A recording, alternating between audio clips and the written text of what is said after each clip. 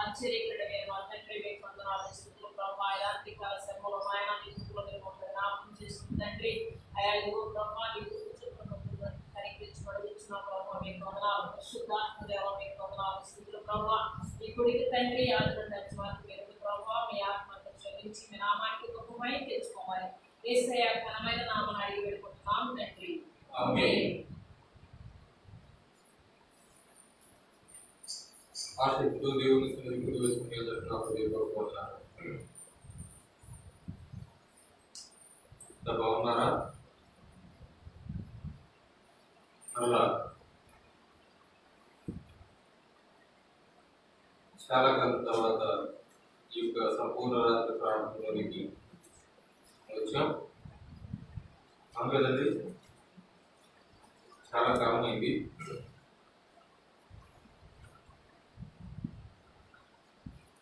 ఎంతో వ్యవధి కారణంగా పోయిన సంపూర్ణ రాత్రి ప్రారంభంలో చూసుకున్నటువంటి వాక్యం ఏంటి అని అడగడం భావ్యం కాదేమో అంటే కనుక వాక్య భాగం పెడదాం.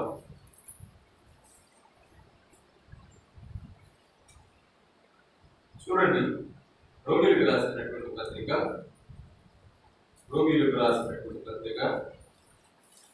8వ అధ్యాయము 26వ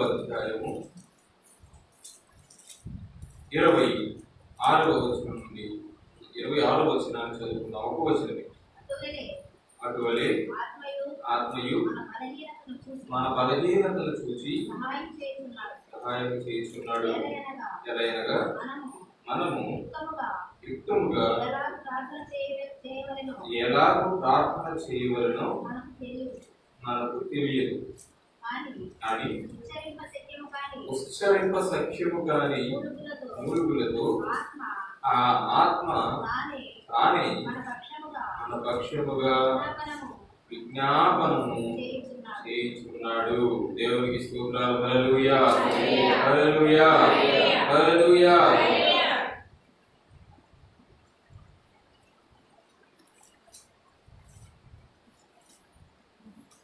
దైవజనుడు ఈ యొక్క సంఘమునకు రాస్తూ ఇక్కడ ఇప్పుడు మనం చదువుకున్నటువంటి మాటను తెలియజేస్తూ ఉన్నాడు. ఏంటంటే ఆత్మ మన బలహీనతను చూచి సహాయం చేయుచున్నాడు. ఆత్మ మన బలహీనతను చూచి సహాయం చేస్తున్నాడు. ఏమిటి ఆ బలహీనత? ఏం బలహీనత ఉంటుంది? వాస్తవానికి మన జీవితాల్లో చాలా రకాలైనటువంటి బలహీనతలు ఉంటాయి. శారీరక సంబంధమైనటువంటి బలహీనతలు, ఆధ్యాత్మిక సంబంధమైనటువంటి బలహీనతలు, మరి ఆర్థిక పరమైనటువంటి బలహీనతలు, సామాజిక పరమైనటువంటి బలహీనతలు ఎన్నో ఉంటాయి. అయితే దేవుని ఆత్మ మన బలహీనతను చూసి, ఏ బలహీనత అది? మన ఒంట్లో ఉన్నటువంటి బలహీనత, లేకపోతే చాలాసార్లు ప్రార్థన చేద్దామని మోకరించుదాం కానీ ప్రార్థన రాదు, ప్రార్థన చేయలేము. చాలాసార్లు ఏదైనా ఒక పని చేద్దామని ప్రారంభిస్తాం, ఆ యొక్క పని చేయలేము. శారీరకపరమైనటువంటి బలహీనత. ఆత్మ మన బలహీనతను చూస్తూ ఉన్నాడంట. ఏం చూస్తూ ఉన్నాడండి? బలహీనతను చూస్తూ ఉన్నాడు. మనుష్యులు కూడా బలహీనతను చూస్తూ ఉంటారు, కానీ మనుష్యులు చూసేటువంటి బలహీనతలను దేవుని ఆత్మ చూడడం లేదు. దేవుని ఆత్మ చూస్తూ ఉన్నటువంటి బలహీనత ఏంటంటే, వెంటనే ఆ మాటలో, ఆ యొక్క వాక్యంలో వెంటనే చెప్తూ ఉన్నాడు. ఆత్మ మన బలహీనతను చూచి మనకు సహాయం చేస్తూ ఉన్నాడు. అసలు పరిశుద్ధాత్మ దేవుడు మనకు సహాయం చేస్తూ ఉన్నాడు అని మనకు తెలియడానికి అసలు నిజముగా ఆయన మనలో చూసినటువంటి ఆ బలహీనత ఏంటో తెలిస్తే ఆయన మనకు సహాయం చేస్తున్నాడా చేయడం లేదా అనేటువంటిది మనకు అర్థమవుతుంది. ఏమిటి బలహీనత అంటే అనగా మనము యుక్తముగా ఎలాగూ ప్రార్థన చేయవలెనో మనకు తెలియదు.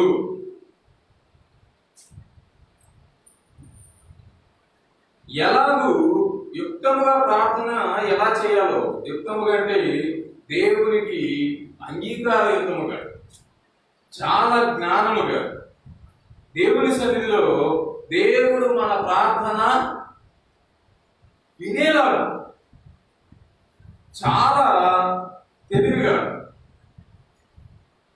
దేవుడు మన ప్రార్థనకు చెవియొగ్గేటట్లుగా మనం ప్రార్థన చేయాలి. కానీ మనకు తెలియనటువంటి విషయం ఏంటంటే అసలు దేవునికి అనుకూలముగా మనం ఎలా ప్రార్థన చేయాలో మనకి తెలియదు. చాలాసార్లు మనం ప్రార్థన చేస్తూ ఉంటాం. కొంతమంది చాలా పెద్దగా ప్రార్థన చేస్తూ ఉంటారు. ఇశ్రాయేలీయులు వారి యొక్క వీధులలో చాలా పెద్దగా ప్రార్థన చేసేవాడు అంటారు. బైబిల్ గ్రంథంలో మనం చూస్తే ప్రార్థన చేయడానికి మందిరానికి వెళ్ళారు ఇద్దరు మనుషులు. ఎక్కడికి వెళ్ళారండి? మందిరానికి వెళ్ళారు. మనం దేనికి వచ్చాము? వచ్చామండి మనం కూడా ప్రార్థన చేయడానికి. ఈరోజు మధ్యాహ్నం 1 గంట నుండి ఇప్పటి వరకు మనం చాలా కొన్ని గంటల పాటు మనం ప్రార్థన చేస్తూ వచ్చాం.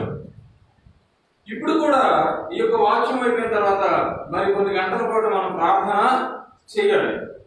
అయితే ఇద్దరు మనుష్యులు ప్రార్థన చేయడానికి వెళ్ళారు మందిరానికి. అంతవరకు బాగా మందిరానికి వెళ్ళి ఇద్దరు ప్రార్థన చేశారు. ఏం చేశారండి? ఇద్దరు ప్రార్థన చేశారు. నేను చాలాసార్లు చెప్తూ ఉంటాను, మరోసారి చెప్తున్నాను. దేవుని సన్నిధిలో ఈ రోజున మనం చూస్తే చాలా మంది దేవుని సన్నిధికి వస్తున్నారు. దేవుని సన్నిధికి వచ్చేటువంటి ప్రధానమైన కారణం ఏంటంటే దేవునితో సంభాషణ చేయడానికి, ముఖాముఖి సంభాషణ చేయడానికి, మనం ఆయనతో మాట్లాడడానికి, ఆయన మాట్లాడింది మనము వినడానికి. చాలా మంది దేవుని సన్నిధికి వచ్చి ఆయన మాట్లాడేటప్పుడేమో కుంగుబాట్లు పడుతూ ఉంటారు. ఆయనతో మాట్లాడవలసిన సమయంలోనేమో ఏకంగా నిద్రపోతూ ఉంటారు. లేకపోతే ఆయనతో మాట్లాడవలసిన సమయంలో అనాలోచనగా ఉంటారు. లేకపోతే ఆయనతో మాట్లాడవలసిన సమయంలో మొబైల్ చూసుకుంటా ఉంటారు. వీళ్ళకి ఇక్కడే దొరికింది ఈ సమయం. ఏది? మొబైల్, ఫోన్ చూసుకోవడానికి. లేకపోతే ఆయనతో మాట్లాడవలసిన సమయంలో బయటికి వెళ్ళి మాట్లాడుతూ ఉంటారు. లేకపోతే ఆయనతో మాట్లాడవలసిన సమయంలో మందిరానికి వచ్చినటువంటి మరొకరితో మాట్లాడుతూ ఉంటారు. లేకపోతే దేవునితో మాట్లాడవలసిన సమయం అంటే ప్రార్థన చేయవలసిన సమయంలో కొంతమంది వారు ధరించుకుని వచ్చిన నూతన వస్త్రములను చూపిస్తూ ఉంటారు. మరికొంతమంది వారు పెట్టుకు వచ్చినటువంటి నగలను చూపిస్తూ ఉంటారు. మరికొంతమంది వారు కొనుక్కున్నటువంటి నూతనమైనటువంటి బైబిల్ చూపిస్తూ ఉంటారు. మరికొంతమంది ఆట వస్త్రాలు చూపిస్తూ ఉంటారు. మొత్తం మీద దేవుని సన్నిధికి ప్రార్థన చేయడానికి వచ్చి, దేవునితో సంభాషణ చేయడానికి వచ్చి, దేవుడు చెప్పేది విని, దేవునితో అవసరతలు తెలియజేసుకోవడానికి వచ్చి ఈ 2 పనులు మాత్రం చేయరు. కొంతమంది వాక్యం చెప్తూ ఉండగా పాస్టర్ ఒక వచనం చదివిస్తే దాని పైన దాని కింద ఏముందో మొత్తం చదువుతూ ఉంటారు. ఈయన ఇక్కడ వాక్యం చెప్తూనే ఉంటాడు పాపం. వాడు మాత్రం పైన కింద ఏముందో వాక్యం చదువుతూ ఉంటారు. అదేమంటే అసలు దేవుడు ప్రేరేపించాడు అంటారు. కొంతమంది నిద్రపోతూ ఉంటారు. అమ్మా ఏంటి నిద్రపోతున్నావు అంటే, నేను నిద్రపోవట్లా, ధ్యానంలో ఉంటా. ఇంకా గట్టిగా మాట్లాడితే దర్శనం చూస్తున్నా. ఎవరి గురించి అమ్మా? వాక్యం చెప్పి నీ గురించి. ఓరి బాబోయ్, పాస్టర్ గారి గురించి దర్శనం చూసేటప్పుడు వాక్యం చెప్పి దేవుడు మాట్లాడేటప్పుడు దేవుని సన్నిధికి ఎందుకు వస్తున్నాం మనం అంటే ప్రధానంగా ప్రార్థన చేయడానికి వస్తున్నాం. ఆ ప్రార్థనలో చేయాలో దేవుడు మనకు వాక్యం ద్వారా నేర్పిస్తే దానిని శ్రద్ధగా విని ఎలా ప్రార్థన చేయాలో తెలుసుకుని మనం ప్రార్థన చేయాలి. ప్రార్థన చేయడానికి వచ్చాం, కానీ చాలా మంది ఆ ప్రార్థన చేయడం లేదు. ప్రార్థన చేయడానికి ఇద్దరు ప్రార్థన చేశారు. ఒకడు పరిసయ్యుడు, మరొకడు సుంకరి. సుంకరి అంటే మహాపాపాత్ముడుగా చూస్తూ ఉంటారు ఈ పరిసయ్యులు అనేటువంటి వాళ్ళు. పరిసయ్యులు అంటే ఆ మహాపరిశుద్ధులుగా చూస్తూ ఉంటారు. వాళ్ళు అనుకుంటారు మేము చాలా పరిశుద్ధులు అని. మేము చాలా పరిశుద్ధులం, మేము చాలా పవిత్రులం. పరిశీలన అంటే నా దేవుడు మమ్మల్ని ప్రత్యేకంగా బోధించడానికి, ప్రత్యేకంగా హెచ్చరించడానికి, ప్రత్యేకంగా ఇతరులను బలపరచడానికి దేవుడు మమ్మల్ని పుట్టించాడు. మేము చెప్పింది వేదము, మేము చెప్పినట్టుగానే దేవుడిని ఆరాధించాలి, దేవుడి వాక్యం ప్రకారంగా మేము నడుస్తాము, మేము అన్ని ఆజ్ఞలు పాటిస్తాం. ఈ విధమైనటువంటి మనస్తత్వాలు ఆ పరిశీలనకు ఉంటూ ఉండేవి. ఆయన ప్రార్థన చేయడానికి వెళ్ళాడు. ఆయనతో పాటు సుంకరి కూడా ప్రార్థన చేయడానికి వెళ్ళాడు.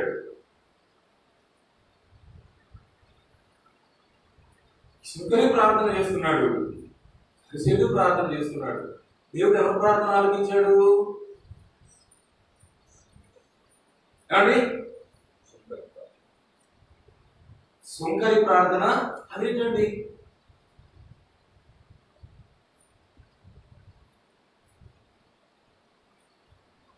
వాస్తవానికి ఈ యొక్క సువార్తలు రాయబడినటువంటి కాలాన్ని కనుక మనం చూస్తే బైబిల్ గ్రంథంలో ఇశ్రాయేలు నివసించేటువంటి అంటే దేవుని ప్రజలు నివసించేటువంటి ప్రాంతాన్ని 3 భాగాలుగా విభజిస్తూ వచ్చారు. ఒకటి గలిలయ, 2 సమరయ, 3వది యూదయ. ఈ యొక్క సమరయలో సమరయులు ఉండేవారు. దేవుని సన్నిధిలో ఈ యొక్క సుంకరులను, సమరయులను, వీళ్ళను దేవుని సన్నిధికి రానిచ్చేవాడు కాదు. వీళ్ళు దేవుని సన్నిధికి వెళ్ళడానికి, దేవుని ఆరాధించడానికి, దేవుని సన్నిధిలో ప్రార్థన చేయడానికి, దేవుని సన్నిధికి వెళ్ళేటువంటి అవకాశం వీరికి ఉండేది కాదు. అయితే దేవుని సన్నిధికి వెళుతూ ఉన్నాం, మందిరం కనిపించింది. ఆ మందిరం దగ్గర దూరంగా మోకరించి, లోపలికి వచ్చేటువంటి ధైర్యం లేక దూరంగా మోకరించి ఆయన ప్రార్థన చేస్తూ ఉన్నాడు. పరిసయ్యుడు కూడా ప్రార్థన చేస్తున్నాడు. ఎవరండి? పరిసయ్యుడు కూడా ప్రార్థన చేస్తున్నాడు. సుంకరి ప్రార్థన చేస్తున్నాడు. అయితే దేవుడు అక్కడ సుంకరి ప్రార్థన ఆలకిస్తూ వచ్చాడు, పరిసయ్యుడి ప్రార్థన ఆలకించలేదు. ఎందుకని? వారానికి 3 సార్లు ఉపవాసం ఉంటాడు ఆయన. ఆయన రాబడి అంతటిలో దశమాంశం తీస్తాడు. దేవుని సన్నిధిలో బ్రహ్మాండంగా భక్తి చేస్తాడు. దేవుని ఆజ్ఞలను కట్టడాలన్నింటినీ పాటిస్తాడు. పరిసయ్యుడి ప్రార్థన ఎందుకు ఆలకించలేదు? సుంకరి ప్రార్థన ఎందుకు ఆలకించాడు? ఎందుకు ఆలకించాడంటే దేవుని సన్నిధిలోకి వచ్చి ప్రార్థన చేయడం బాగా నేర్చుకొని చాలా అద్భుతమైనటువంటి బ్రహ్మాండమైనటువంటి పదజాలాన్ని వాడుచు చాలా ఎంతో ఆకర్షణీయమైన ఎంత బాగా ప్రార్థన చేస్తున్నారో అంటే ప్రార్థన ఎంత బాగా చేస్తున్నారు. అసలు మోయిస్ గారు చేసినట్టుగా అసలు మనం ఎవరు చేయలేము. ఎంత బాగా ప్రార్థన చేస్తున్నారో. నా ఫ్రెండ్ ఒక ఆయన ఉండేవాడు, సుందర్ సింగ్ గారు. ఆయన అనేవాడు, అండి మోదీస్ గారు అంటే ఎక్కాలని అనమాట. మామూలు మోదీస్ అంటారు, ఎటువంటి మాటల్లో మోదీస్ గారు అంటారు. మోదీస్ గారు దేవుడికి ఏమైనా ఫోన్ చేసి మాట్లాడుతున్నారు ఏంటి మీరు? ఏదో ఫోన్ చేసి వస్తున్నాం, అది విషయం, ఇది విషయం అన్నట్లుగా ఏదో ఫోన్ చేసి టెలిఫోన్ చేసి మాట్లాడుతున్నట్లుగా ప్రార్థన చేస్తూ ఉంటారు. మీరు దేవుడికి ఏమైనా ఫోన్ చేసి మాట్లాడుతున్నారేంటి? ప్రార్థన ఒక రకంగా చేస్తారండి మీరు అంటే నేను అట్లాగే నేర్చుకున్నాను. నేను ప్రార్థన చేయడం అట్లాగే నేర్చుకున్నాను, నేను అట్లాగే ప్రార్థన చేస్తాను. మరి కొంతమంది ఉంటారు అసలు తెలుగులోనే ప్రార్థన చేస్తూ ఉంటారు. మనుష్యులు ఎవరికి అర్థం కానటువంటి గ్రాంధిక పదాలను వాడుతూ ప్రార్థన చేస్తూ ఉంటారు. మరికొంతమంది ఉంటారు ప్రార్థన చేసేటప్పుడు రెఫరెన్స్లు చెప్పి ప్రార్థన చేస్తూ ఉంటారు. ఏం చెప్పండి? రిఫరెన్స్ చెప్పి ప్రార్థన చేస్తూ ఉంటారు. మరికొంతమంది ఉంటారు దేవుని సన్నిధిలో వాక్యమును చదివి వినిపిస్తూ ఉంటారు. ఒకసారి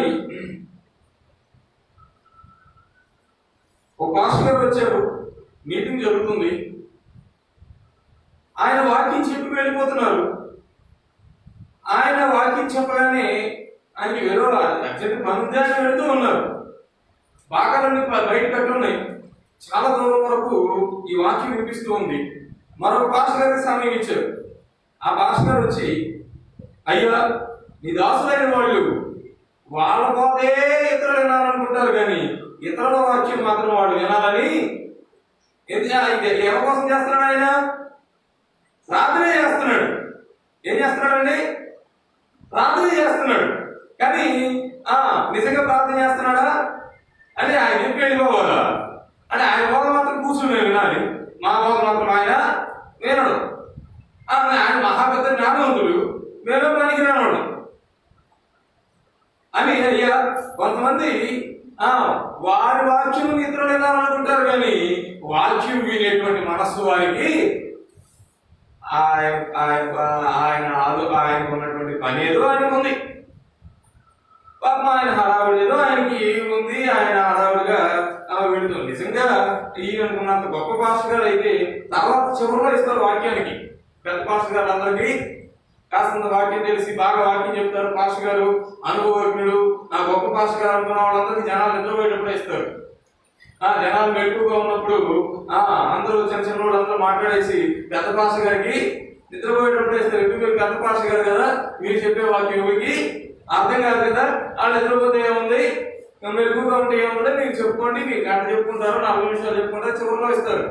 కానీ వాళ్ళు ముందు చెప్పి వెళ్ళిపోతూ ఉన్నటువంటి పాస్టర్ గారిని చూసి, అయ్యా కొంతమంది ఎందుకండి ఎవరి కోసం ప్రార్థన చేస్తున్నాడు ఆయన? ప్రార్థన అంటే ఏంటి? ప్రార్థన అంటే ఏంటి? దేవునితో మాట్లాడాడు, దేవునితో మాట్లాడాడు. ఏదైనా ఒక గొప్ప అధికారి ముందుకు వెళ్ళి, కలెక్టర్ గారి ముందుకు వెళ్ళి యువలో గురించి చెప్తే ఊరుకున్నాడు ఆయన. నీకు ఇచ్చిన 2 నిమిషాలు, నీకు ఇచ్చిన 1 నిమిషాలు నీ బాధ ఏంటో చెప్పు, అంతేనండి. నీ బాధ ఏంటో చెప్పు, అంతేకాని ఆయన ఇట్లా చేస్తున్నాడు, ఈయన ఇట్లా చేస్తున్నాడు, ఇదిగో ఇవన్నీ కాదు. లేకపోతే మన రాజ్యాంగంలో ఇన్నో ఆర్టికల్ ప్రకారం, ఇన్నో సెక్షన్ ప్రకారం, లేకపోతే చట్టంలో ఈ లాలో న్యాయ వ్యవస్థలో ఇన్నో చట్టం ప్రకారం నాకు న్యాయం కాదు, ఇవన్నీ చెప్తే ఆయన వినడం. మరి ప్రార్థన చేసేటప్పుడు దేవునితో మాట్లాడుతున్నాము అనేటువంటి ఆలోచన మర్చిపోయి ఏదేదో ప్రార్థన చేస్తూ ఉంటారు. మనకున్నటువంటి బలహీనత అదే.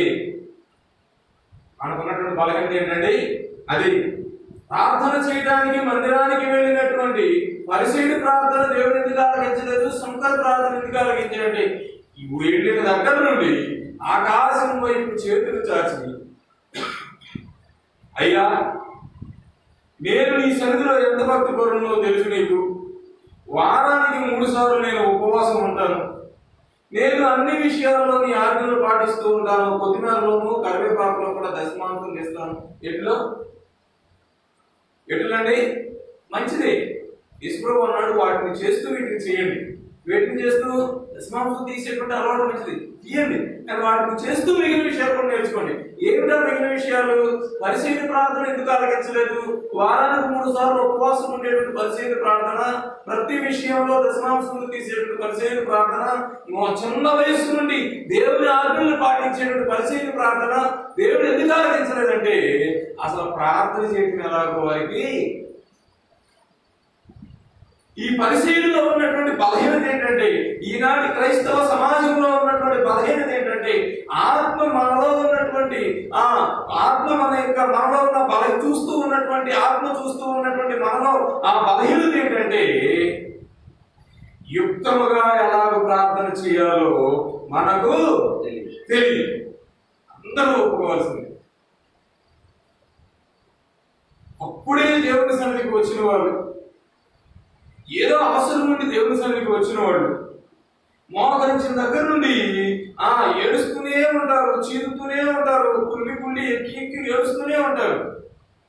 కానీ దేవుని సన్నిధిలో కాస్తంత సీనియర్స్ అయిపోయినటువంటి వాళ్ళు, ఎప్పటి నుంచో దేవుని మందిరానికి వెళుతూ ఉన్నటువంటి వాళ్ళు, మా ముత్తాత క్రైస్తవుడు, తాత క్రైస్తవుడు, మా నాన్న క్రైస్తవుడు, నేను క్రైస్తవుడిని, మొదటి నుంచి ప్రార్థన పెడుతూనే ఉంటాం, దేవుని సన్నిధిలో ప్రార్థన చేస్తూనే ఉంటామని చెప్పుకునేటువంటి వాళ్ళు చాలా బ్రహ్మాండంగా ప్రార్థన చేస్తూ ఉంటారు, మంచి మంచి పదజాలను ఉపయోగించి ప్రార్థన చేస్తూ ఉంటారు. కానీ ఆ ప్రార్థన మాత్రం దేవుని సన్నిధికి వెళ్ళదు. ఎందుకంటే ఎలా ప్రార్థన చేయాలో వాళ్ళకి తెలియదు, ఎలా ప్రార్థన చేయాలో వాళ్ళకి తెలియదు. అందుకే మనల్ని ప్రేమిస్తూ ఉన్నటువంటి ఆత్మ, దేవుడు చెప్పాడు, నేను వెళ్తూ ఉన్నాను, మీకు తోడుగా ఉండడానికి పరిశుద్ధాత్మని కిందకి, ఆదరణకర్తను కిందకు ఉంటాను. ఆయన ఏం చేస్తాడంటే, నేను మీకు బోధించినటువంటి బోధనంతటిని సరైన సమయంలో ఆయన మీకు గుర్తు చేస్తూ ఉంటాడు. ఈ యేసుక్రీస్తు వారు వాగ్దానం చేసినటువంటి ఆ పరిశుద్ధాత్మ పెంతెకొస్తు పండుగ దినాన ఈ భూలోకానికి వచ్చి ఎప్పటికీ మన మధ్యలో ఉండి ఆయన చేస్తూ ఉన్నటువంటి పని ఏంటంటే, మనలో ఉన్నటువంటి బలహీనతను ఆయన చూస్తూ ఉన్నాడు. ఏమిటి ఆ బలహీనత అంటే, మనం ఎలా ప్రార్థన చేయాలో మనకి తెలియదు. అయ్యో, ప్రార్థన చేయడం ఎలాగో మీకు తెలియడం లేదు అని ఆ దేవుడు మనకు సహాయం చేస్తూ ఉన్నాడు. ఆ ఆత్మదేవుడు మనకు సహాయం చేస్తూ ఉన్నాడు.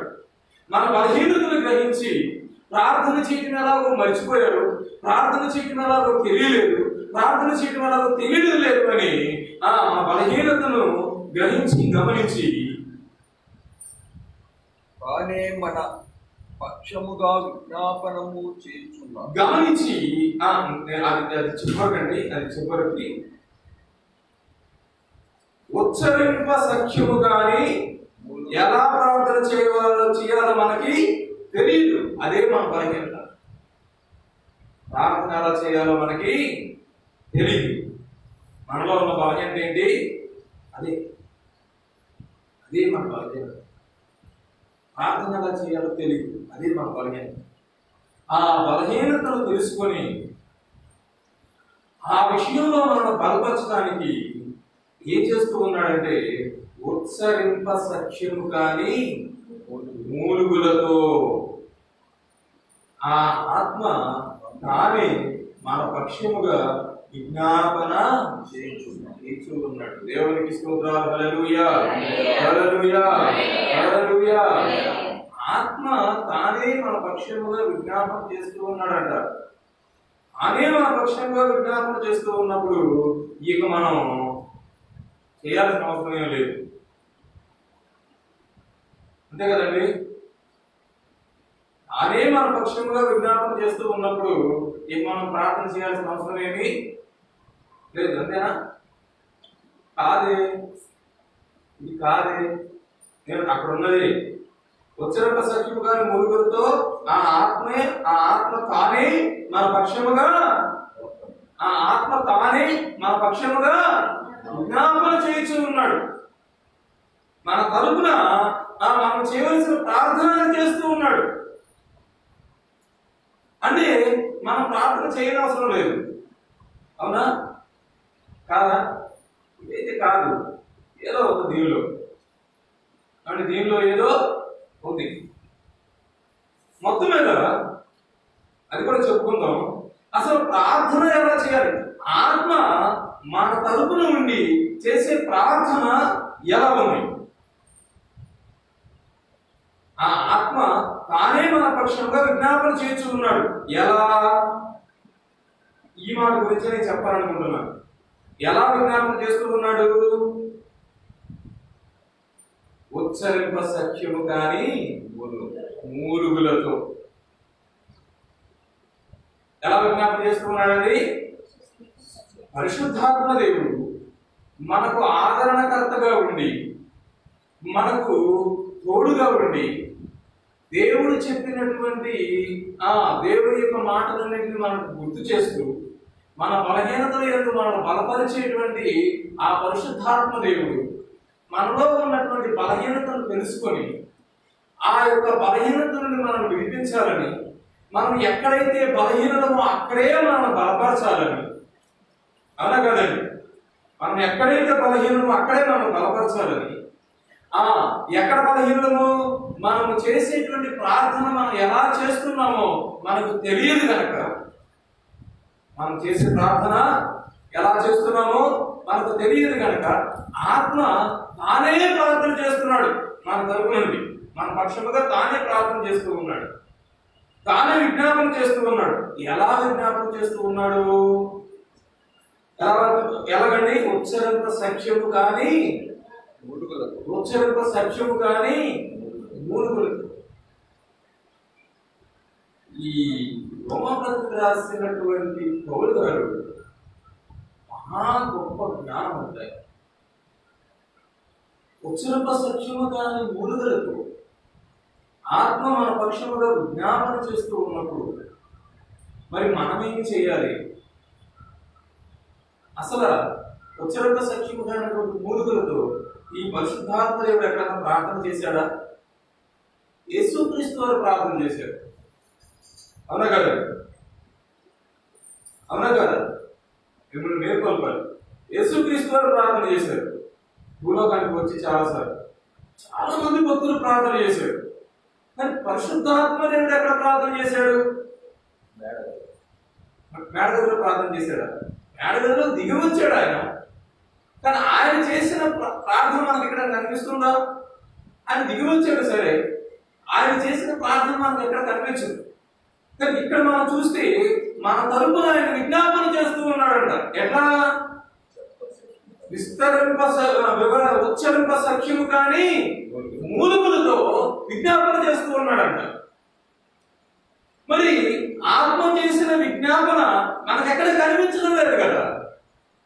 పౌలు గారు అబద్ధం రాస్తుంటాడా?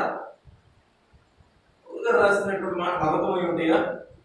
వాస్తవానికి దేవుని యొక్క గ్రంథమును రాసేటప్పుడు, బైబిల్ గ్రంథం రాసేటప్పుడు దేవుని వాక్యం ఎంతో మంది దేవుని యొక్క వాక్యం రాశారు. కానీ వాటన్నిటినీ తరచి చూసి ఇది దేవుని వాక్యమా కాదా అని ఆధారాలతో సహా నిరూపణ అయిన తర్వాతే వాటిని ఈ బైబిల్ గ్రంథంలో విశదీకరించారు, ఉంచారు.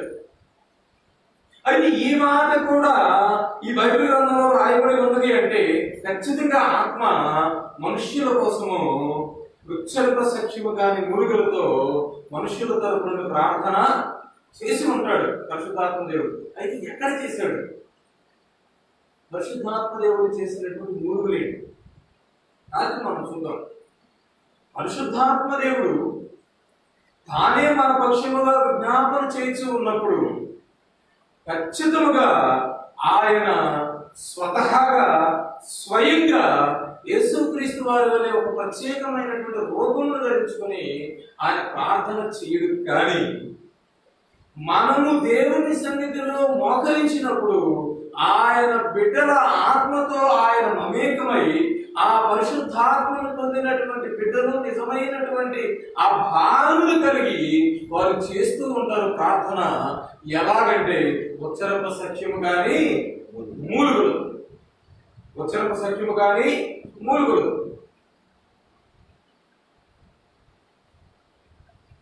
ఒక మనిషి ఒక విషయాన్ని అడగడానికి మరొక వ్యక్తి దగ్గరకు వెళ్ళి దీనముగా కన్నీళ్లు పెట్టుకొని నాకు ఈ బాధ ఉంది, నాకు ఈ బాధ ఉందని చెప్పవచ్చు. అసలు ఎవరూ నీ ముందు లేకుండా నీవు మోకరించి మూలుగుతూ ఉన్నావు అంటే నీ ఆత్మతో పరిశుద్ధాత్మ దేవుడు మమేకమైనప్పుడు నీకు మూలుగు వస్తుంది. అట్లా నీవు మూలుగుతూ చేసే ప్రార్థన మాత్రమే పరిశుద్ధాత్మ చేత నీవు చేస్తూ ఉన్నట్టు. అంటే నీ తరపున పరిశుద్ధాత్మ దేవుడు ప్రార్థన చేస్తూ ఉన్నాడు నీలో నుండి. దేవునికి స్తోత్రాలు. హల్లెలూయా, హల్లెలూయా. ఆయన ప్రత్యేకంగా నీ పక్క నుండి ఏదో కోర్టులో కనుక ముద్దాయి నిలబెట్టి లాయర్ వాదించినట్లుగా కాదు, నీలో నుండే ప్రార్థన చేస్తాడు ఆయన. ఒక మనిషి దేవుని సన్నిధిలో ప్రార్థన చేసేటప్పుడు మూలుగులతో ప్రార్థన చేస్తూ ఉన్నాడు అంటే ఆయన పరిశుద్ధాత్మతో నింపబడి ప్రార్థన చేస్తున్నాడు అన్నారు. మూలుగులు లేకుండా ఒక బ్రహ్మాండమైనటువంటి పదజాలను ఉపయోగించి, లేకపోతే వాక్యములను ఉపయోగించి, లేకపోతే పెద్ద పెద్దగా ఏదైనా ఈరుమైనటువంటి ప్రార్థన అయితే, పరిశీలన చేసిన ప్రార్థన అయితే ఆ ప్రార్థన దేవుని సన్నిధికి వెళ్ళే ప్రార్థన కాదు. ఆత్మరూపి అయినటువంటి దేవుడు ఆ ఆత్మ తానే నీ ఆత్మతో మమేకమై నీలో ప్రవేశించి, ఆ పరిశుద్ధాత్మ ప్రవేశించడానికి, ఆ పరిశుద్ధాత్మ నీ ఆత్మతో మమేకమవడానికి, ఆ పరిశుద్ధాత్మ నీ హృదయంలో వాసన చేసి నీకున్నటువంటి ఆ యొక్క వేదనను దేవునితో తెలియచేయడానికి సరిపోయినటువంటి భక్తి భావములు నీలో ఉన్నప్పుడు, అప్పుడు మాత్రమే నీవు మోకరించినప్పుడు మూలుగులు వస్తాయి. మూలుగులతో ప్రార్థన చేయాలి అంటే దేవుని ఆత్మ నీకు సహాయం చేయాలి. ఎవరు చేయాలి సహాయం? దేవుని ఆత్మ నీకు సహాయం చేయాలి. లేకపోతే ఒక మనిషి మూలుగుతూ దేవుని సన్నిధిలో ప్రార్థన చేయడం అనేది అది చాలా కష్టమైనటువంటి విషయం. మన పితరులు ఎవరైనా చేశారా మూలుగుతూ? మన పితరులు ఎవరన్నా మూలుగుతూ ప్రార్థన చేశారా? చూడండి, నిర్గమకాండము 2వ అధ్యాయము 24వ వచనాన్ని మనం చదువుకుందాం. నిర్గమకాండము 2వ అధ్యాయము 24వ వచనం.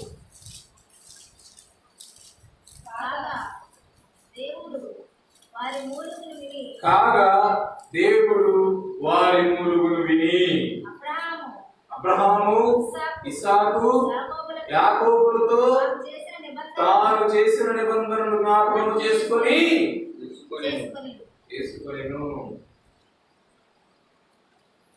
ఏమిన్నాడంట దేవుడు? చెప్పండి, ఏమిన్నాడంట దేవుడు? వారి మూలుగులు విని. ప్రార్థన కాదా? ఇశ్రాయేలు చేసిన ప్రార్థన కాదా? ఏమన్నాడు దేవుడు? ఇశ్రాయేలు యొక్క మూలుగులు ఉన్నాడు. దేవుడి సన్నిధిలో దేవుడు మనకు జవాబు ఇవ్వాలి అంటే, దేవుడు మన ప్రార్థనకు జవాబు ఇవ్వాలి, దేవుడు మన ప్రార్థన ఆలకించాలి అంటే మన ప్రార్థన మూలుగుల రూపంలో ఉండాలి. మన ప్రార్థన దేవుని సన్నిధిలో మనం చేసేటువంటి ప్రార్థన దేవునికి అర్థం కావాలి. మన హృదయ వేదన దేవునికి తెలియాలి. అలా దేవునికి తెలియాలి అంటే దేవుని ఆత్మ మనకు సహాయం చేస్తే తప్ప ఆ దేవుని యొక్క ఆ పరిభాష మనకు తెలియదు. ఆ ఆత్మ, దేవుని ఆత్మ మనకు సహాయం చేస్తే దేవునికి కావలసిన, దేవుడు వినే రీతిలో దేవునికి సభ్యమైనటువంటి, అంటే యుక్తముగా ప్రార్థన చేయటం ఆత్మ మనకు నేర్పిస్తూ ఉంటాడు. ఎట్లాగంటే మూలుగులతో.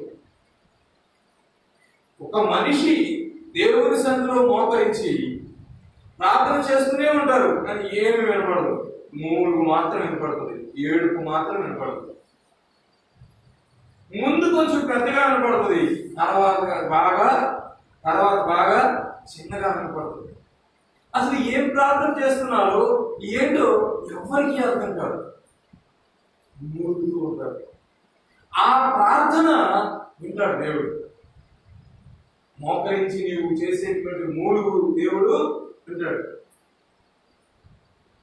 అలా మూలుగులతో ప్రార్థన చేయాలి అంటే ఖచ్చితంగా మనుష్యుని యొక్క వలన అది కానే కాదు.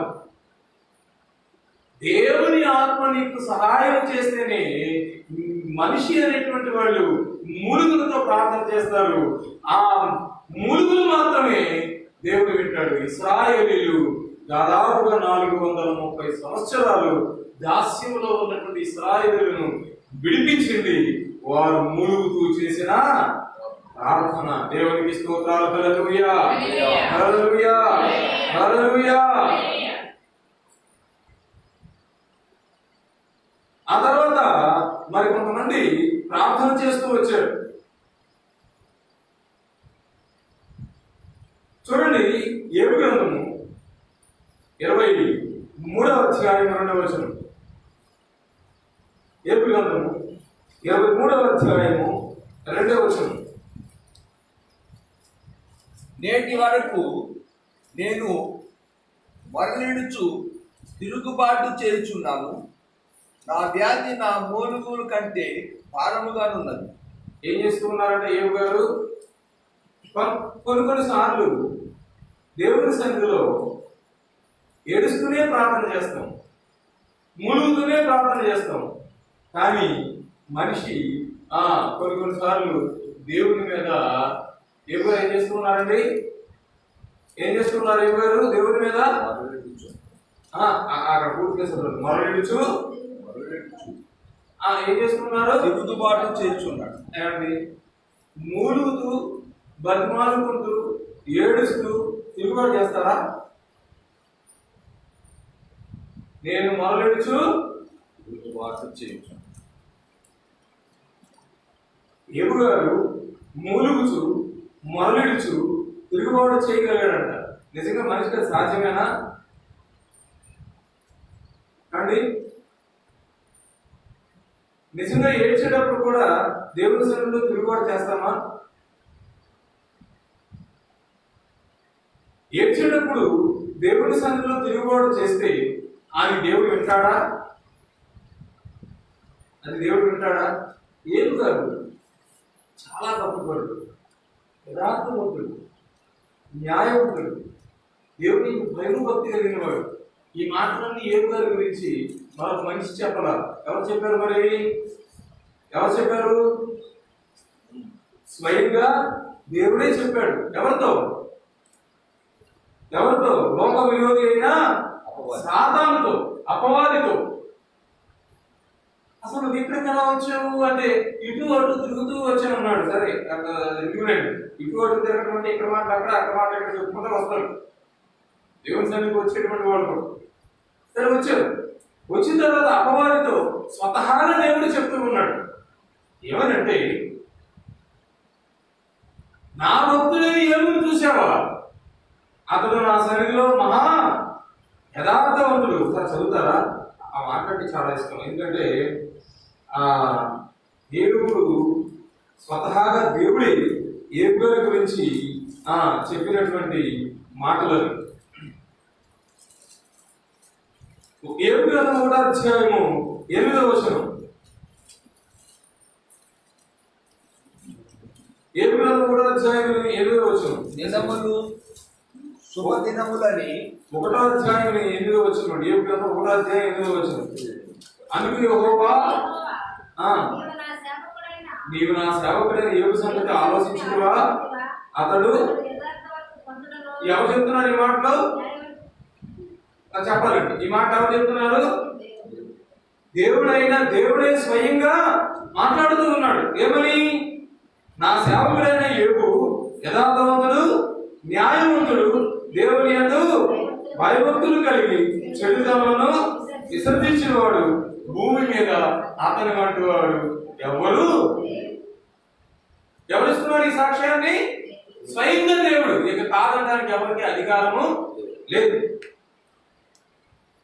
స్వయంగా దేవుడే సాక్ష్యం ఇస్తూ ఉన్నాడు. ఏబు గారు చాలా భక్తిపరుడు.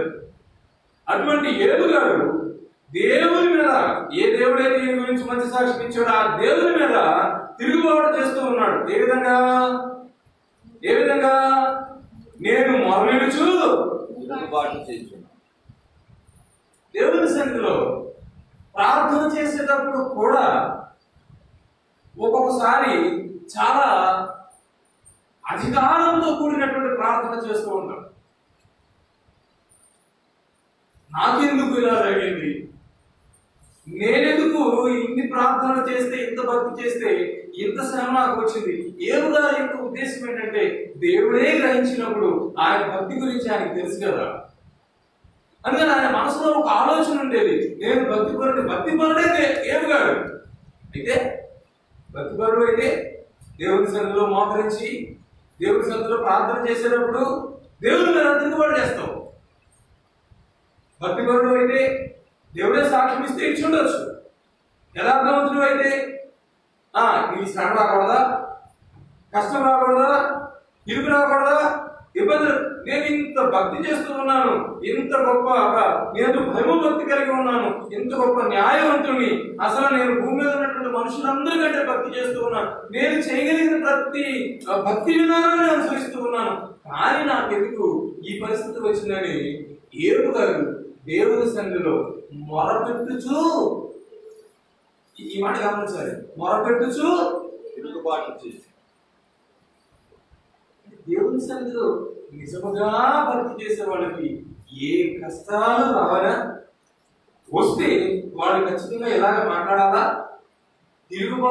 మొరపెట్టుచు తిరుగుబాటు చేసినంత కాలం ఏబు గారికి దేవుని యొక్క నుండి సమాధానం వచ్చిందా? సమాధానం వచ్చిందా? పాపం ఆయన అలాగే ఉన్నాడు. మొదలుపెట్టి తిరుగుబాటు చేసినంత మాత్రాన ఆయనకి సమాధానం వచ్చిందా? నా వ్యాధి నా మూలుగల కంటే భారముగా అని. చూడండి, ఏబు గారు కూడా మూలుగుతూనే ప్రార్థన చేస్తూ ఉన్నాడు.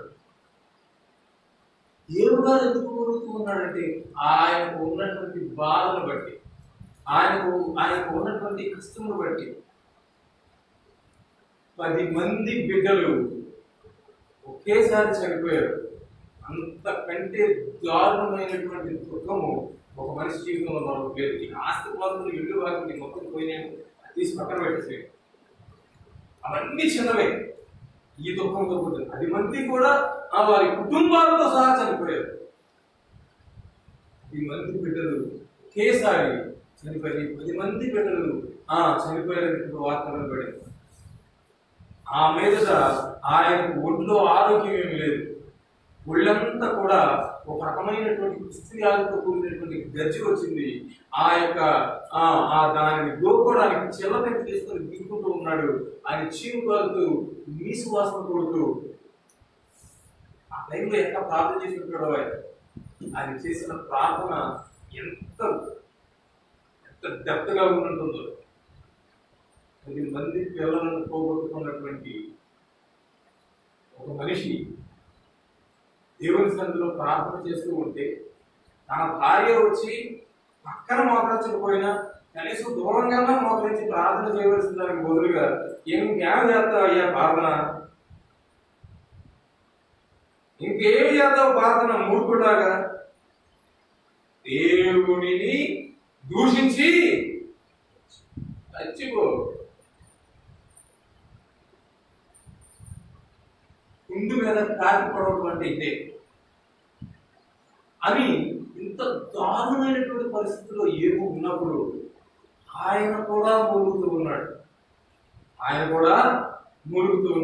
కానీ ఆ మూలుగులో ఆయన దేవునికి ఏం తెలియజేస్తూ ఉన్నాడు చెప్పండి? దేవుణ్ణి బతిమాలుకుంటూ ఉండటం కాదు, ఆ మూలుగులో దేవుని మీద ఆయన ఏం చేస్తూ ఉన్నాడండి? మన జీవితంలో కూడా అంటే ఎప్పటి నుండో నేను ప్రార్థన చేస్తూ ఉన్నాను, ఎప్పటి నుండో దేవుని సన్నిధికి వెళుతూ ఉన్నాను, దేవుని సన్నిధిలో ఆజ్ఞలన్నింటినీ పాటిస్తూ ఉన్నాను, ప్రతిరోజు దేవుని మందిరానికి వెళుతూ ఉంటాను, ప్రతిరోజు మోకాళ్ళు ఉండి దేవుని సన్నిధిలో ప్రార్థన చేస్తూ ఉంటాను, దేవుడు చేయమన్నటువంటి ఉపవాసములన్నీ చేస్తూ ఉంటాను, దేవుని సన్నిధిలో చాలా భయము భక్తి కలిగి ఉంటాను, దేవుని సన్నిధిలో ఎంతో కాపుదలగా ఎంతో భక్తిగా నా భక్తిని కాపాడుకుంటూ ఉంటాను, ఎంతో నిగ్రహ శక్తిగా నేను బ్రతుకుతూ ఉంటాను.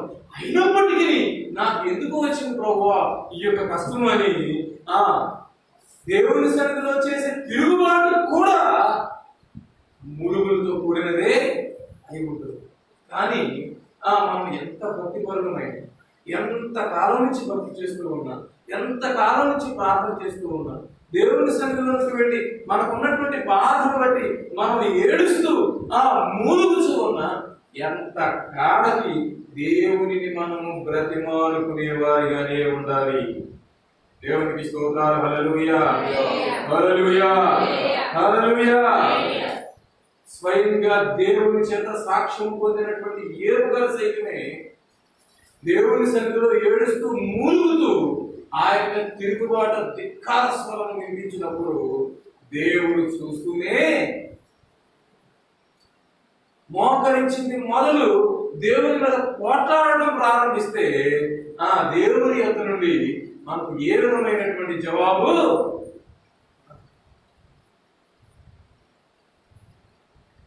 ఏడుస్తూ మూలుగుతూ దేవుని సన్నిధిలో తిరుగుబాటు చేయకూడదు. చాలాసార్లు మనం తిరుగుబాటు చేస్తూ ఉంటాం, దేవుని సన్నిధిలో ఏడుస్తూనే ఉంటాం, మూలుగుతూనే ఉంటాం, కన్నీరు కాలుస్తూనే ఉంటాం. ఇంకా ఎంతకాలం ప్రభు అంటాం, నాకే ఎందుకు రావాలి అంటాం. శిష్యులు అన్నట్టు, అయ్యా మేము నశించిపోతున్నాం, నీకు చింత లేదా? చూడండి ఆ మాట అంటుంది, మేము నశించిపోతున్నాం, నీకు ఆయన నిజంగానే చింతలేదు కదా. ఏమండి, దేవుడికి నిజంగానే చింతలేదు. అందుకని అలతో ఎగసెగసిపడి ఆ చిన్న నామ మీద కొట్టి ఆయన నవలం మీద పడుకుని నిద్రపోతూ ఉన్న ఆయన మీద ఒక చొక్క కూడా పడకుండా వలన ఉడకబెట్టి నిద్రపోతూ ఉన్నాడు. సొల్లు కాసుకుంటాయి అవును కదా. అలా చింతలేదు ఆయనకి. పరలోక బంగారంతో మేలి బంగారంతో నిర్మితమైనటువంటి పరలోకమందు తండ్రి కుడిపార్శ్వంలో కూర్చున్నట్టు విడిచిపెట్టకుండా భాగ్యం అని ఎంచుకొనక తనను తాను తగ్గించుకుని వ్యక్తులుగా చేసుకుని మనలో ఒకరి వంటి వాడై మనుషులతో సహవాసం చేస్తూ ఈ 12 మందిని లోకములకు పంపడానికి తర్బీదు చేస్తూ ఉంటే ఈ దేవుడికి మాత్రం అసలు చింత లేదు. ఏడు గడపడంటే అయ్యా నేను బాధపడుతూ ఉన్నాను దేవునికి తెలియదా? మొత్తం మీద దేవుని సన్నిధిలో మనం ఎంత భక్తిపరులమైనా, ఎంత నీతిమంతులమైనా, ఎంత యథార్థవంతులమైనా, ఎంత న్యాయవంతులమైనా, ఎంత భయభక్తి కలిగి ఉన్నా, ఎంత ప్రార్థనాపరులమైనా, ఎన్ని ఉపవాసాలు చేసినా దేవుని సన్నిధిలో అంటూ మోకరిస్తే మనం ఖచ్చితంగా మన ప్రార్థన బతిమాలుకునేటట్లుగానే మన ప్రార్థన ఖచ్చితంగా దేవుని సన్నిధిలో ఇప్పుడు ఎల్లప్పుడూ ఊపిరితో మనము ఉన్నంత కాలము మనము దేవుడిని బ్రతిమాలే లెక్కలోనే. ఎందుకనంటే ఆయన దేవుడు, మనం చెప్పండి, మనం మనుష్యులము. ఆయన పాదపీఠముగా చేసుకున్నటువంటి భూమి మీద ఉన్నటువంటి 750 కోట్ల మంది మనుషులలో ఒక్కరి. మన స్థాయి ఏంటి, ఆయన స్థాయి ఏంటి? దేవుడు నీకు అన్యాయం చేశాడు అనిపించవచ్చు, తప్పలేదు. ఈయన ఏ పాపము చేయకుండానే 10 మంది పిల్లలను పోగొట్టుకుని తన పూర్తి ఆరోగ్యమును పోగొట్టుకుని విపరీతమైనటువంటి వ్యాధితో మనకి ఏదన్నా ఒక చిన్న చెప్పండి చిన్న పురుగులేసి ఒక్క 4 రోజులు తగ్గబోతుంది.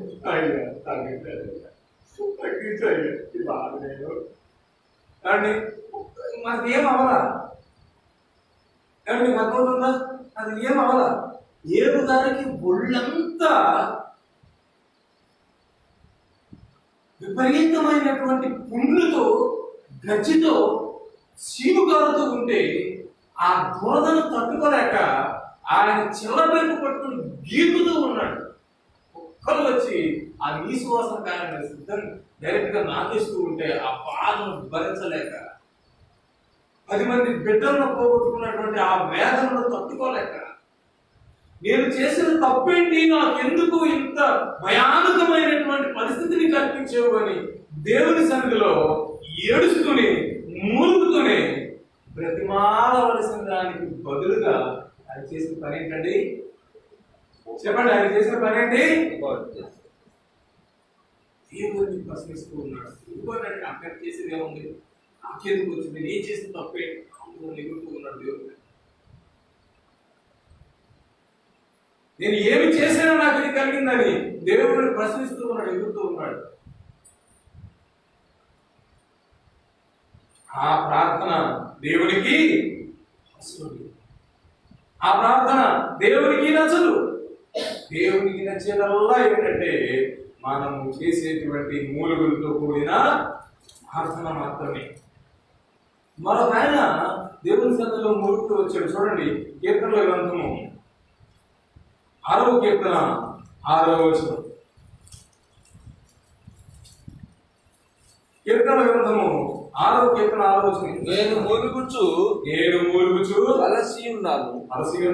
ప్రతి రాత్రియు కన్నీరు విడుచుచు నా పరుపు తేల చేయుచున్నాను. దావీదుగా మాట్లాడుతూ ఉన్నటువంటి మాట్లాడేది ఇశ్రాయేలు మూలిగారు. ఇశ్రాయేలు దేవుడు బానిసత్వం నుంచి విడిపించాడు. దావీదు గారు మూలుగుతూ ఉన్నాడు. ఎప్పుడు మూలుగుతున్నాడు ఆయన? ఎప్పుడు మూలుగుతున్నాడు? ప్రతి రాత్రి. మనకు నిద్ర పోవడానికే టైం చాలు. ఇంకా గట్టిగా మాట్లాడితే టీవీలో లేకపోతే మొబైల్స్ చూసుకుని కంటిన్యూ నిద్రపోవడానికి టైం చాలు. ఇంకా ప్రార్థన చేసే అవకాశం ఎక్కడుంది? రాత్రి జాములు ఎందు ఏ సమయంలోనైనా సరే దేవుని సన్నిధిలో లేచి మోకరించి నీవు మూలుగుచు నీ యొక్క వేదనను దేవుని సన్నిధిలో చెప్పుకుంటున్నావు అంటే ఆత్మ నీకు సహాయం చేయించు ఉన్నాడు. దేవునికి స్తోత్రాలు. హల్లెలూయా, హల్లెలూయా. నీకు ఆ ప్రార్థన రావడం లేదు, నీకు ఆ కన్నీరు రావడం లేదు, నీకు ఆ మూలుగులతో కూడినటువంటి ప్రార్థన రావడం లేదు అంటే దేవుని సన్నిధిలో అడుగు, అయ్యా నాకు కూడా ప్రార్థన చేయడం. చివరికి ఈ మూలుగులతో కూడినటువంటి ప్రార్థన ఎంత ప్రాముఖ్యమైందంటే ఇశ్రాయేలీయులు వారి బానిసత్వం నుంచి విడిపించబడ్డారు. వారి మూలుగులు దేవుడు విన్నప్పుడు దావీదు గారు ఆయన ఉన్నతమైనటువంటి ఆశీర్వాదాన్ని పొందాడు, ఉన్నతమైనటువంటి దీవెనను పొందాడు. ఆయన కష్టం వచ్చినప్పుడల్లా, శ్రమ వచ్చినప్పుడల్లా, ఇరుకు వచ్చినప్పుడల్లా, ఇబ్బంది వచ్చినప్పుడల్లా అరణ్యంలో పారిపోతూ ఉన్నటువంటి 16 సంవత్సరాలు ప్రతి రాత్రి ఆయన మూలుగుతూనే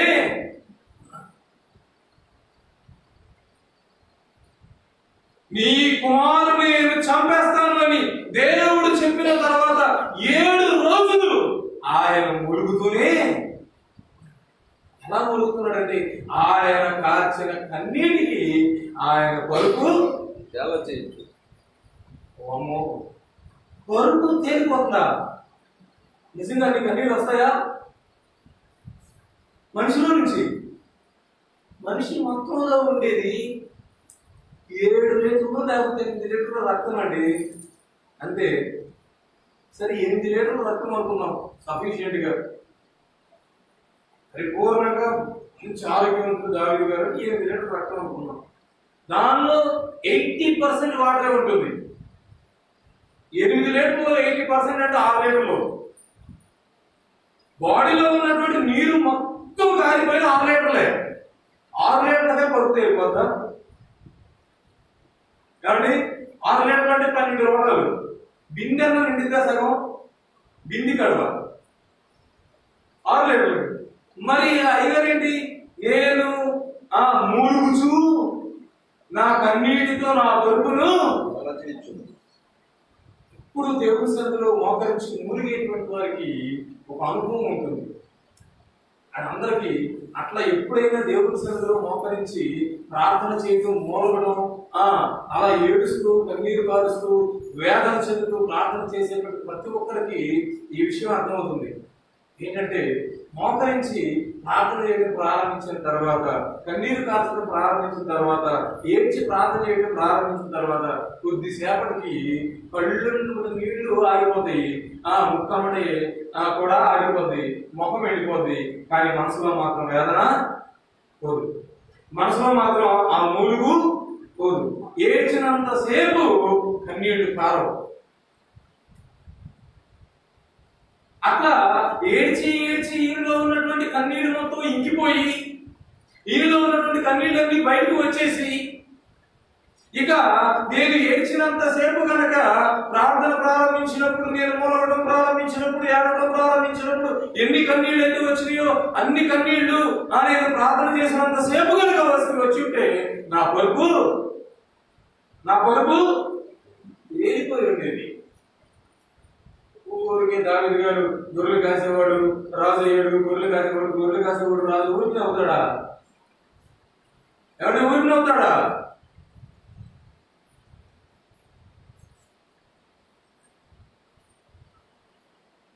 దావీదు గారు కూడా మూలుగుతూ ప్రార్థన చేశాడు కనుక, అంటే ఆయన ప్రార్థన మూలుగులతో, దుఃఖముతో, వేదనతో కూడి ఉన్నది గనక ఆయనను కూడా దేవుడు ఉన్నతమైనటువంటి వ్యక్తిగా దీవిస్తూ ఆశీర్వదించుతూ వచ్చాడు. ఇక చివరాఖరికి ఇంకొక వ్యక్తిని చూసుకుని మనం ముగించుకుందాం. చూడండి, యోహాను రాసినటువంటి శుభవార్త, యోహాను శుభవార్త 11వ అధ్యాయము 37వ వచనం. యోహాను శుభవార్త 11వ అధ్యాయము 38వ వచనం. అందుకు వారు అడుగుతున్నారండి. యోహాను శుభవార్త 11వ అధ్యాయము 38వ వచనం. చదవండి. యేసు మరలా తనలో మూలుగుచు, యేసు మరలా తనలో మూలుగుచు సమాధి యొద్దకు వచ్చాడు. మరలా అంటే అంతకుముందు కూడా మూలిగాడు ఆయన. అంతకుముందు కూడా మూలుగుతూ ప్రార్థన చేశాడా? 37వ వచనంలో యేసు కన్నీళ్లు విడిచెను.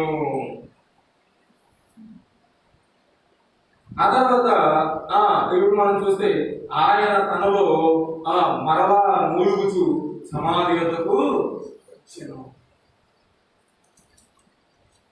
దేవుడే మానవుడికి దిగి వచ్చిన, ఆ మానవుడికి దిగి వచ్చినటువంటి దేవుడు మరలా దేవుని రూపంలో పరలోకానికి వెళ్ళడానికి ఆయన కూడా మూలుగుతూనే ప్రార్థన. కొంతమంది ఒక మాట చెప్తూ ఉంటారు, పడాలటువంటి ఉరుములకి పంటలు పండబడ్డారు. మరి ఏమి పడతాయి? చల్లని గాలితో పాటు కురిసేటువంటి వాన చినుకులకి పంటలు పడతాయి. దేవుని సన్నిధిలో మనం ప్రార్థన చేసేటప్పుడు ఎలా ప్రార్థన చేయాలో మనకు తెలియట్లా. మనలో ఉన్నటువంటి బలహీనత ఎంతకాలం భక్తి చేసినా, ఎంతకాలము దేవుని సన్నిధిలో దేవుని బిడ్డలుగా ఉన్నా ఎందుకు అభివృద్ధి కనిపించడం లేదు? ఎందుకు జీవితంలో మార్పు కనిపించడం లేదు? ఎందుకు ఆశించింది మనం పొందలేకపోతూ ఉన్నాం? ఎందుకు దేవుని యొక్క నుండి ఆశించినటువంటి ఆశీర్వాదాన్ని మనం స్వతంత్రించుకోలేకపోతున్నాము అంటే మనం చేసేటువంటి ప్రార్థన దేవునికి అనుకూలంగా లేదు. ఆ ప్రార్థన చేసే విషయంలో మనం బలహీనం. అసలు ముందు మనకు తెలియాల్సింది ఏంటంటే, నేను చేసే ప్రార్థన దేవుని సన్నిధికి చెప్పండి దేవుని సన్నిధికి వెళ్ళడం లేదు. మరి దేవుని సన్నిధికి వెళ్ళేటువంటి ప్రార్థన చేయాలంటే ఏం చేయాలి? అసలైనటువంటి ప్రార్థన మూడుతో ప్రార్థన చేయాలి. కానివ్వండి, మూడుతో ప్రార్థన చేయాలంటే ఏమి చేయాలి?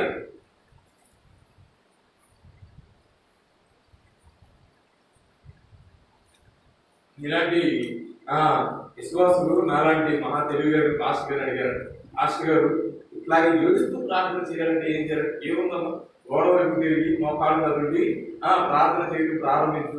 5-10 నిమిషాలు ఏడుపు వస్తే వచ్చింది, లేకపోతే గోడ కేసి తలకాయి కానీ తలకాయ గోడ కేసి కొట్టుకుంటే వచ్చే ఏడుపుతో చేసే ప్రార్థన దేవుని సన్నిధికి వెళుతుందా? చాలాసార్లు పరిస్థితులు అవే. ఎంతో వేదన ఉంటుంది, ఎంతో అవసరం ఉంటుంది, దేవుని సన్నిధిలో అది పొందుకోవాలనుంటుంది. కానీ దేవుని సన్నిధిలో మోసరిస్తే ఏడుపు రాదు, మూలుగు రాదు, కన్నీరు కలిసి ప్రార్థన చేయడం తెలియదు, అసలు కన్నీరే రాదు. ఇంకో బంపర్ ఆఫర్ ఏంటంటే, ప్రార్థన చేయడం మొదలు పెడితే మన మనసు చెప్పండి చూడండి, టీవీ చూసేటప్పుడు తిరగదు అట్లా తిరిగిదా, సీరియల్ చూసేటప్పుడు, సినిమా చూసేటప్పుడు మనసు తిరిగినట్ల, మా గురించి ప్రార్థన చేసేటప్పుడు తిరిగినట్టుగా ఎవరు మాట్లాడట్లా. ఎందుకంటే కష్టం జరగదంటే అంటే మీరు టీవీ చూస్తున్నారు అంటాను. తెలియదు. మనం ఫోన్లో ఏదైనా వీడియో చూస్తున్నప్పుడు ఫోన్తో మనం పనిచేస్తున్నప్పుడు మన మనసు అటు ఇటు జరగదు, తిరుగుతుందా? మన మనసు అటు ఇటు తిరిగేది ఎప్పుడంటే, ఖచ్చితంగా నేను చెప్తున్నాను, ఒకటి బైబిల్ చదివేటప్పుడు, రెండోది ప్రార్థన. బైబిల్ చదువుతూనే ఉంటాం, చదువుకుంటానే వెళ్ళిపోతాం. ఇక్కడి నుంచి ఇప్పటి వరకు 2 అధ్యాయం మొత్తం చదువుతూనే ఉంటాం. ఇంకేం చదివినది ఏం గుర్తుంది? ఎందుకంటే మనం చదువుతూ ఉంటాం, మన మనసు మాత్రం ఎక్కడెక్కడో, కానీ మనసు మాత్రం ఎక్కడెక్కడో తిరుగుతాం. ప్రార్థన చేస్తూనే ఉంటాం, మన మనసు మాత్రం, నీ మనసు ఎక్కడెక్కడో తిరుగుతూ ఉన్నప్పుడు నీకు కన్నీ ఎలా వస్తుంది? దేవుని సన్నిధిలో మోకరించి, ప్రభువా నేను మూలుగులతో కూడిన ప్రార్థన చేయాలి, నీకు అంగీకారయుతమైన ప్రార్థన చేయాలి, నీకు నీ సన్నిధిలో యుక్తముగా ప్రార్థన చేయాలి, నీవు ఆలకించే ప్రార్థన చేయాలి, నీ యొద్ద నుండి జవాబులు పొందుకునే ప్రార్థన చేయాలి అనేటువంటి ఆశ మొట్టమొదటి మన హృదయంలో మోకరించినప్పుడు, ప్రార్థన చేయడానికి ప్రారంభించినప్పుడు నీవు దేవుని అడగవలసినటువంటి మొట్టమొదటి మాట అదే, నాకు ప్రార్థన చేయడం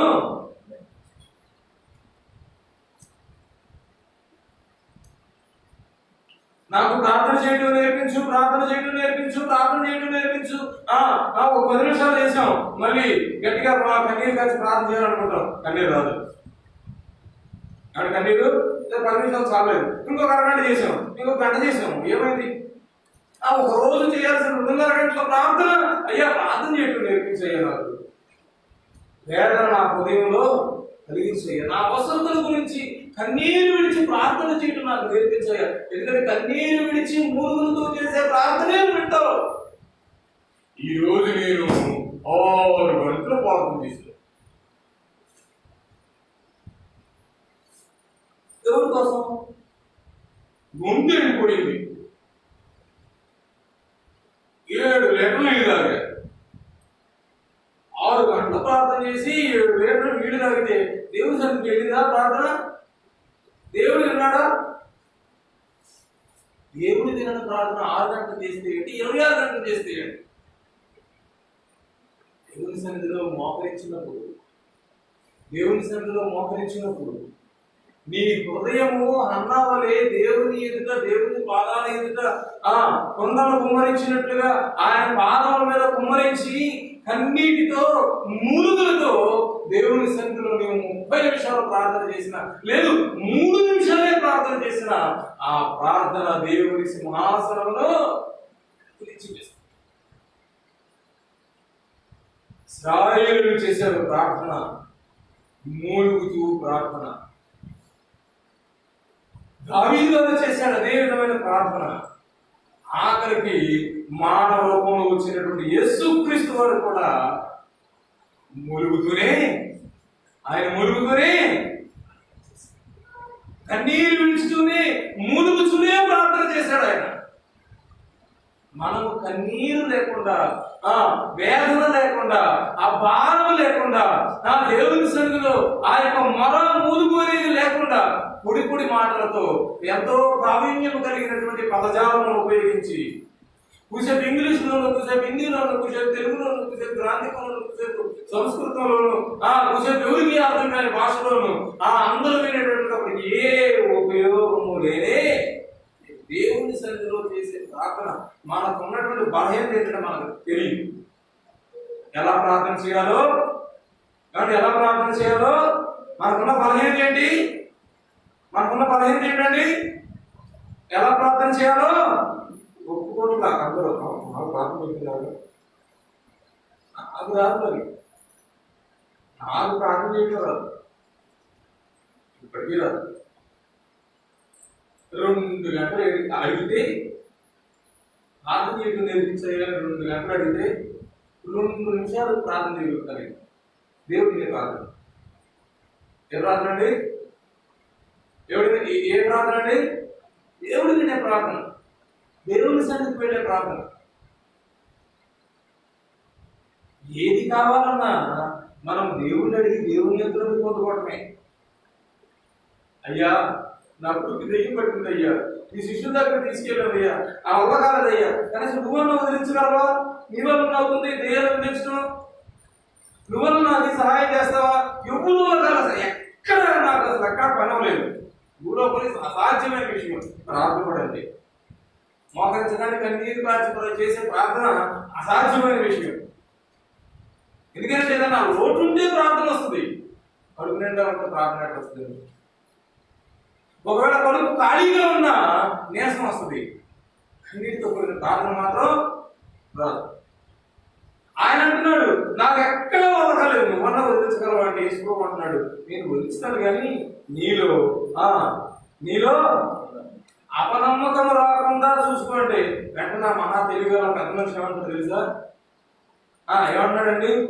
ఆ అపనమ్మకం రాకుండా కూడా నువ్వే మనం చేయాల్సింది అదే. ఇదే మనుషులు బలహీనులు మునుగుతూనే ప్రార్థన చేయాలి, ఏడుస్తూనే ప్రార్థన చేయాలి. ఆ ప్రార్థనే దేవుని దగ్గరికి వెళ్తుంది. ఇశ్రాయేలు అలాగే ప్రార్థన చేశారు, దావీదు గారు అలాగే ప్రార్థన చేశారు, ఆఖరికి మానవ రూపంలో వచ్చిన దేవుడైన యేసుక్రీస్తు వారు కూడా అలాగే ప్రార్థన చేశారు. మనం కూడా అలాగే ప్రార్థన చేయాలి. కానీ ఆ ప్రార్థన ఎందుకంటే దేవునితో మాట్లాడేటువంటి దేవుని భాష కదా మనుషులకు అందదు, దేవుని హృదయం కదా మనుషు జ్ఞానమునకు అందదు, దేవుని సన్నిధి కదా మనుష్యుల యొక్క ఉనికికి అందుపడదు. అందుకని దేవుని ఆడాలి. నువ్వే నేర్పించాయి ప్రార్థన చేయడం, నీకు యుక్తముగా ప్రార్థన చేయడం, నీకు అంగీకారయుతమైన ప్రార్థన చేయడం, నీవు జవాబు ఇచ్చేటువంటి ప్రార్థన చేయడం నువ్వే నేర్పించాయి. నువ్వు ఎంత అడిగితే అంత ప్రార్థన నీకు వస్తుంది. అలా కాకుండా వ్యక్తిగతంగా మోకరించింది, అలిగి వచ్చినప్పుడల్లా మంచినీళ్ళు తాగి ఇట్లా ఎంతసేపు ప్రార్థన చేస్తా. ఈ ప్రార్థన దేవుడి సన్నిధికి చేయాలి. బలహీనత అంతే. దేవుడు తప్పు అంటలా, పాపము అంటలా, అధికారము అంటలా. మరి ఏమన్నాడు చెప్పాలండి? ఏమన్నాడు? అది ఒక బలహీనత. ప్రార్థన చేస్తూ మన మనసు వీడి తిరగటం ఒక బలహీనత. కన్నీళ్ళు కలిసి ప్రార్థన చేయలేకపోవడం ఒక బలహీనత. మొరలించు మూలుగుతూ ఉండలేకపోవడం ఒక బలహీనత. ఈ బలహీనతను దేవుడు చూసి ఆయన మనకు సహాయం చేస్తూ ఉన్నాడు. పరిశుద్ధాత్మ దేవుడు ఈ బలహీనతను ఎరిగి నీవు దేవుని సన్నిధిలో నిజముగా మోకరించి ప్రార్థన చేయడానికి పూనుకున్నప్పుడు, దేవుని సహాయం అడిగినప్పుడు నీ ఆత్మతో ఆయన మమేకమై నీ హృదయంలో నుండి మూలుగులతో ఎములులతో ఉచ్చరింప సఖ్యము. కానీ ఇదివరకు మన సంఘానికి ఒక పేరు ఉండేది, ఏమైందో ఏమలోకం, అంతలా ఏడుస్తున్నారు. ఆ కన్నా కూడా అందరూ ఎగురు పట్టుకోకపోయారు. ఎవరు పోయారో ఏమైందో ఇంతలా ఏడుస్తున్నారు. అసలు ఏడుపు ఏంటి? ఆ లోకం ఏంటి? ఎవరో ఒకేసారి దేవుడు నేర్పించేవాడు. అటువంటి మూలుగులతో కూడినటువంటి ప్రార్థన ఉండేది. ఇప్పుడు ప్రార్థన చేయమంటే అమ్మాయి కాసేపు లేచి నిలబడండి, కాసేపు స్తుతి చెల్లించండి, కాసేపు పెద్దగా ప్రార్థన చేయండి, నిద్రపోవద్దు. ఏమైపోయింది ప్రార్థన? జస్ట్ ఏంటంటే రోజు సమయం గడిచే కొద్దీ మనకు తెలియకుండా మనల్ని కమ్మివేస్తూ ఉన్నటువంటి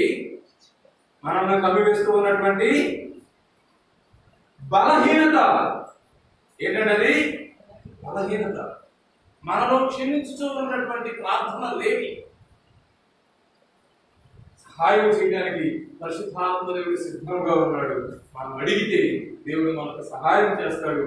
ఇశ్రాయేలులకు, దావీదు గారికి, మరి యేసుక్రీస్తు వారికి సహాయం చేసిన దేవుడు, ప్రార్థించడం నేర్పించినటువంటి దేవుడు నీకు నాకు కూడా ప్రార్థించడం నేర్పిస్తాడు. ప్రార్థన చేయడానికి వచ్చినటువంటి మనము ఆయన చెవికి ఆరాధించుతూ ఉన్నటువంటి ఈ యొక్క స్థలంలో ప్రార్థనకు మోకరించినటువంటి మనము ఖచ్చితంగా ఆయనకు అంగీకారయుతమైన ప్రార్థన మనం చేద్దాం.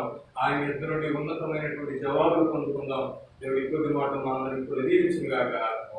ఆమేన్. సమయాన్ని